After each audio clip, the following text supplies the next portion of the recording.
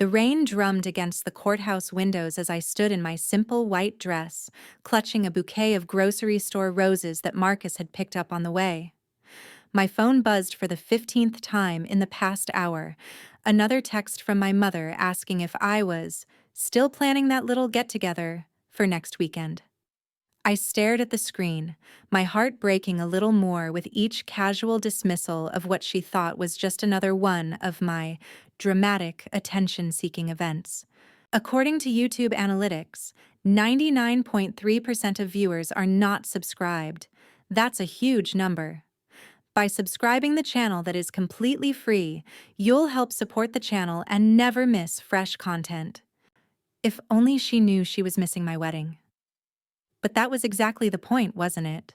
For 26 years, I had been the overlooked daughter, the one whose achievements were footnotes to my younger brother Danny's golden boy narrative. When Danny scored the winning touchdown, I graduated summa cum laude. When Danny got his driver's license, I got my first job promotion. When Danny had a cold, I had pneumonia. But guess who got the chicken soup and the worried hovering?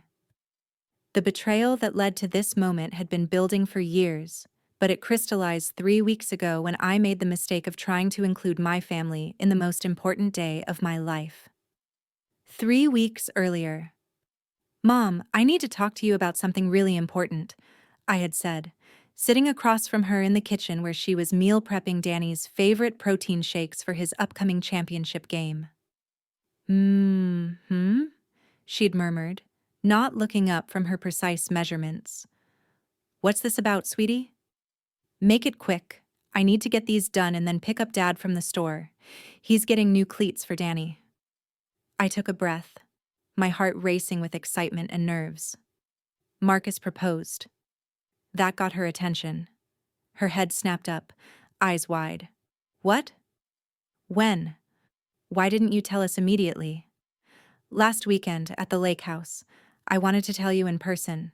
I couldn't keep the smile off my face. We're getting married in 3 weeks. Small ceremony, just family and close friends. I know it's short notice, but..." "3 weeks?" Mom's voice pitched higher. "Sarah, that's ridiculous. You can't plan a proper wedding in 3 weeks. What will people think? We need at least 6 months to..." "We don't want a big wedding, Mom. Just something simple and meaningful. The courthouse ceremony is scheduled for Saturday the 15th at 2 p.m., and then a small reception at the community center. Nothing fancy, just..." "The 15th?" Dad's voice boomed from the doorway. He'd apparently been listening. "Absolutely not." "What do you mean, absolutely not?" "That's the day of Danny's championship game. The state finals, Sarah. We've been planning to go for months. You know how important this is to him. To all of us."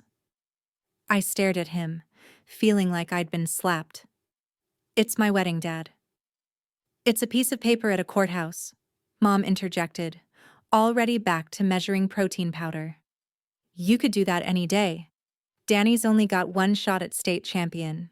But it's not just a piece of paper to me. It's my wedding day. I'm asking you to be there." Dad crossed his arms. "Can't you just reschedule? Pick a different Saturday? We already sent out invitations. Booked the venue. Marcus's family is flying in from Oregon." "Then you should have checked with us first," Mom said sharply. "You know October is football season. You know how important this game is to Danny." That's when Danny himself walked in, sweaty from practice, and the conversation took an even more painful turn. "What's all the yelling about?" he asked, grabbing one of his protein shakes. "Your sister wants us to miss your championship game for her little courthouse thing," Dad explained. "Wait, you're getting married?" Danny looked genuinely surprised. "To Marcus?" "That's awesome, Sarah." For a moment, my heart lifted. At least someone was happy for me. "But yeah, you definitely can't do it on the 15th. That's states, dude. Can't you just move it?" And there it was. Even Danny, who I thought might understand, casually dismissed the most important day of my life as something that could just be rescheduled for his convenience. "I'm not moving my wedding," I said quietly. "Then I guess you're choosing to exclude your family," Mom said, her tone dripping with hurt and manipulation. I hope that courthouse ceremony is worth more to you than your own brother's dreams. I left that day knowing exactly where I stood in my family's hierarchy, but I also left with the seed of a plan beginning to form. The plan. Over the next 2 weeks, I watched my family prepare for Danny's game with the kind of focused dedication they'd never shown for anything I'd ever done. Mom bought a new outfit specifically for the game. Dad took the day off work and arranged for extended family to join them. My aunts and uncles were flying in. Grandma was making her famous victory cookies. Meanwhile, when they asked about my event, I kept my responses deliberately vague. Oh, it's just a little gathering, I'd say. Nothing too exciting. Will there be food? Mom asked once, and I said yes. Are you wearing anything special? Aunt Linda asked, and I said I'd picked out something nice. I wasn't technically lying. There would be food at the reception. I was wearing something special, my wedding dress. I just wasn't correcting their assumptions about what kind of event it was. The real masterpiece of my plan, though, was the photographer. I hired Emma, a friend from college who'd become a professional photographer, to document everything. Not just the wedding ceremony and reception, but the aftermath. I wanted evidence. I wanted them to see, really see, what they had chosen to miss. Are you sure about this? Marcus asked me one evening as we finalized the guest list. This feels like it could backfire spectacularly. They made their choice, I said, addressing wedding invitations to Marcus's family, my college friends, my work colleagues, everyone except my parents and Danny. They chose a football game over their daughter's wedding. I'm just letting them live with the consequences. Marcus took my hand. You know I support you no matter what.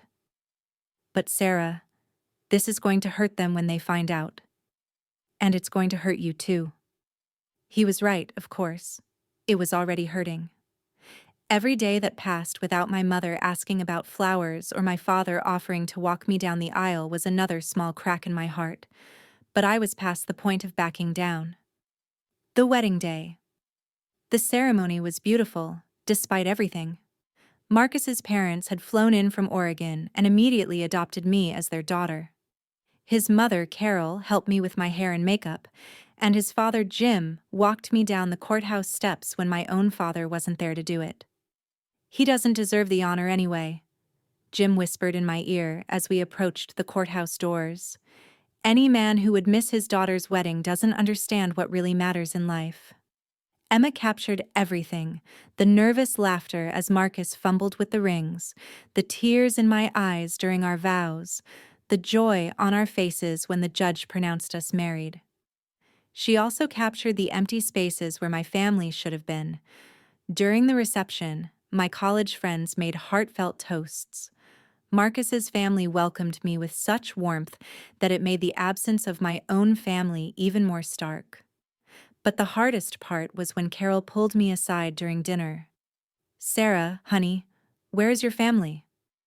I know you said they might not make it, but I assumed at least your parents would be here. I told her the whole story. By the end, Carol was crying almost as hard as I was. Oh, sweetheart, I'm so sorry. But you know what? You don't need people in your life who don't see your worth. Today isn't about who's missing. It's about who showed up. She was right, but it didn't make the ache in my chest any less real. The revelation: Danny's team won the championship. I know because it was all over social media. Photos of my family celebrating, my parents beaming with pride, group shots of everyone who'd come to support him. They looked so happy, so complete, like they hadn't even noticed I wasn't there. That Sunday morning, I was having coffee with Marcus and scrolling through the photos when my phone rang. Mom. Hi, honey. How was your little event yesterday? I'm sorry we couldn't make it, but Danny's game was just incredible. He threw for 3 touchdowns and… Mom, I interrupted. I got married yesterday. Silence. Then, what? The little event you couldn't be bothered to attend? It was my wedding. Marcus and I got married yesterday afternoon while you were at Danny's football game. The silence stretched longer this time. Then I heard her talking to someone in the background. Dad, probably. She says she got married yesterday. During the game. More muffled conversation. Then Dad's voice. Sarah? Did you really get married yesterday? Yes, Dad. I got married. The event I invited you to 3 weeks ago, the one you said wasn't important enough to miss Danny's game for? That was my wedding ceremony. But you said it was just a little gathering. You assumed it was just a little gathering. I told you Marcus proposed. I told you we were getting married on the 15th. I told you I wanted you there. You decided a football game was more important. I could hear Mom crying in the background. Dad's voice was strained. Sarah, if we had known. You did know. You just didn't care enough to ask for details. The escalation. What followed was 2 weeks of the most intense family drama I'd ever experienced. My parents tried every angle: anger, guilt, hurt, manipulation. How could you not tell us it was your actual wedding? Mom sobbed during one phone call. How could you think I would plan a little gathering and invite Marcus's family to fly in from Oregon? I shot back. Danny called me furious. You made Mom and Dad miss your wedding on purpose. You knew they thought it was just a party. I told them exactly what it was. They chose not to listen because your game was more important. You're being petty and vindictive. I'm being honest about where I rank in this family's priorities. The extended family got involved. Aunts calling to tell me I was ungrateful. Uncles saying I was manipulative.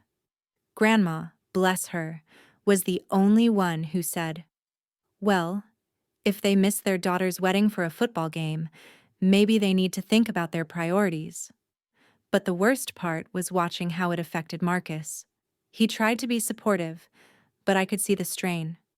He wasn't used to this level of family dysfunction, and it was taking a toll on our new marriage.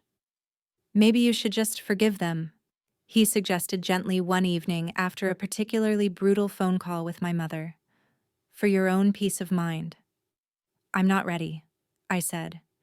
They need to understand what they did. They need to feel the consequences.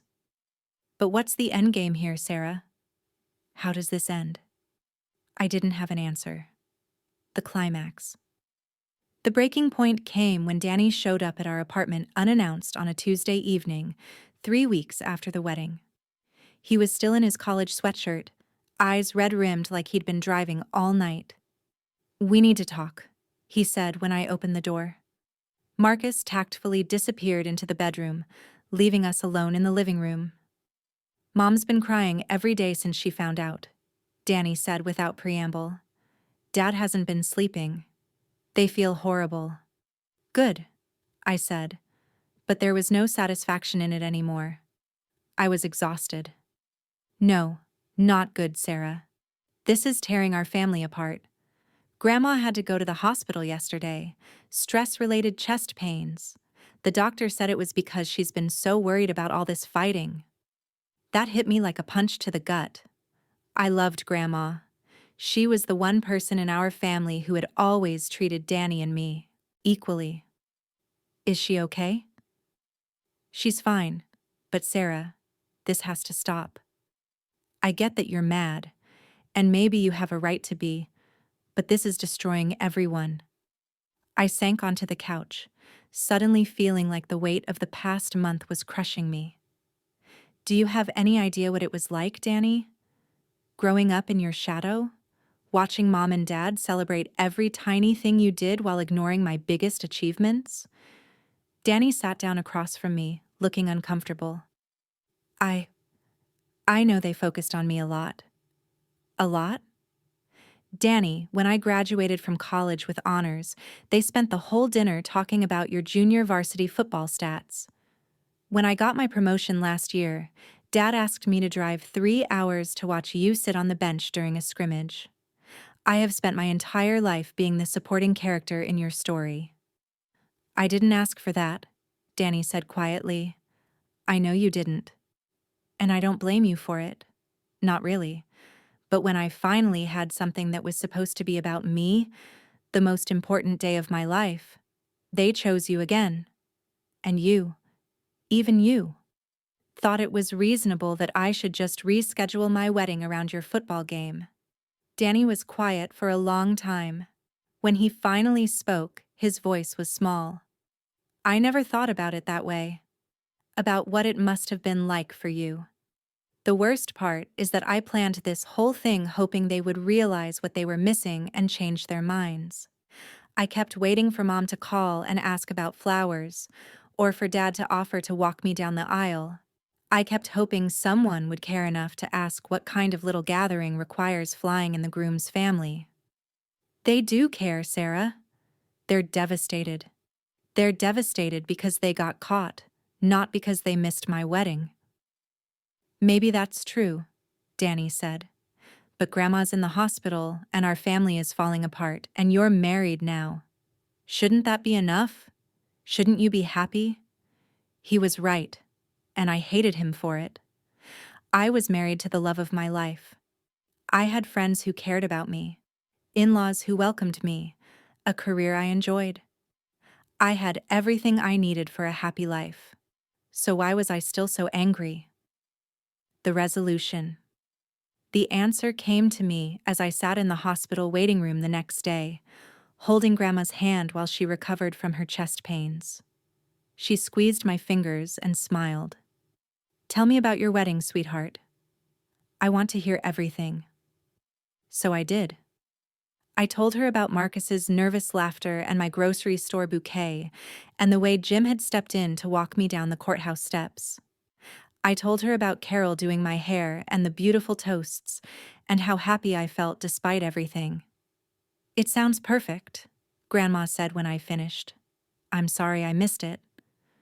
You would have come if you'd known, I said. Of course I would have. But Sarah, honey, you can't keep punishing your parents forever. They made a mistake, a big, hurtful mistake. But they're your family, and family forgives. Even when they don't deserve it? Especially when they don't deserve it. That's what makes it forgiveness instead of just giving people what they've earned. That evening, I called my parents. I want to show you the wedding photos, I said when Mom answered. Can you come over this weekend? The silence was long, but finally Mom said, We'd like that very much.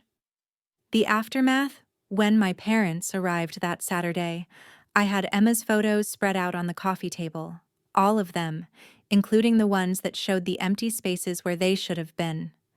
We all cried. Mom sobbed, looking at the photo of Jim walking me down the courthouse steps. Dad stared for a long time at the picture of Marcus and me cutting our simple grocery store cake with no parents in sight. We failed you, Dad said finally. We failed you so completely, and we didn't even see it. I'm sorry, Mom whispered. I'm so sorry, Sarah. We've always thought Danny needed more support because sports are so competitive, and you were always so independent and capable. We never realized we were making you feel invisible. I should have been clearer about the wedding, I admitted. I was hurt, and I wanted you to realize what you were missing. But I should have just told you outright what it was. No, Dad said firmly. You shouldn't have had to. When your child tells you they're getting married and invites you to a ceremony, you show up. Period. We chose wrong, and we're going to have to live with the fact that we missed your wedding for the rest of our lives. We talked for hours that day. Really talked. Maybe for the first time in years. I learned things about my parents I'd never known, like how Dad had always worried that pushing me academically was wrong, but he didn't know how to support me the way he supported Danny. How Mom had always been proud of my independence but scared that she wasn't nurturing enough. They learned things about me too. How invisible I'd felt. How much their approval meant to me. How their absence at my wedding had broken my heart even though I'd orchestrated it. It wasn't a magic fix. There were still hurt feelings. Still work to be done. But it was a beginning. 6 months later, Marcus and I had a reception. A real one this time, with both our families, in my parents' backyard.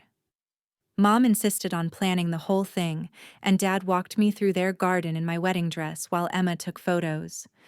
Danny gave a toast that made everyone cry. I've spent my whole life being the center of attention in our family, and I never stopped to think about what that cost my sister. Sarah, I'm sorry it took me so long to see you. But I see you now, and I'm so proud to call you my sister.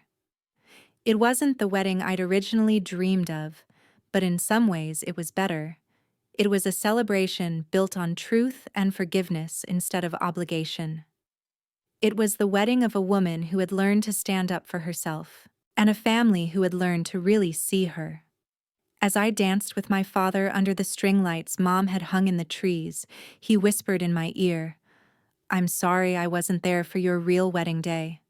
But I'm here now, and I'll never miss another important moment in your life." "I know, Dad," I said. And for the first time in months, I really meant it. The revenge I'd planned had worked, in a way. My parents had faced the consequences of their choices. They'd felt the pain of missing their daughter's wedding. They'd been forced to confront their own priorities and failures as parents. But the real victory wasn't in their pain. It was in the conversation that followed. It was in the way we'd finally been honest with each other about years of hurt and misunderstanding. It was in the way we'd chosen to rebuild rather than just tear each other down. Sometimes the best revenge is simply refusing to accept less than you deserve and having the courage to demand that the people who love you actually show up for you. Sometimes it's forcing the people who've hurt you to really see what they've done, not to destroy them, but to give them the chance to do better. And sometimes, if you're very lucky, they take that chance. As I looked around at my wedding reception, 6 months late but perfect in its own way, I realized that I'd gotten everything I'd wanted. A husband who loved me, in-laws who cherished me, and a family who finally, truly saw me. It had just taken a little longer to get there than I'd planned.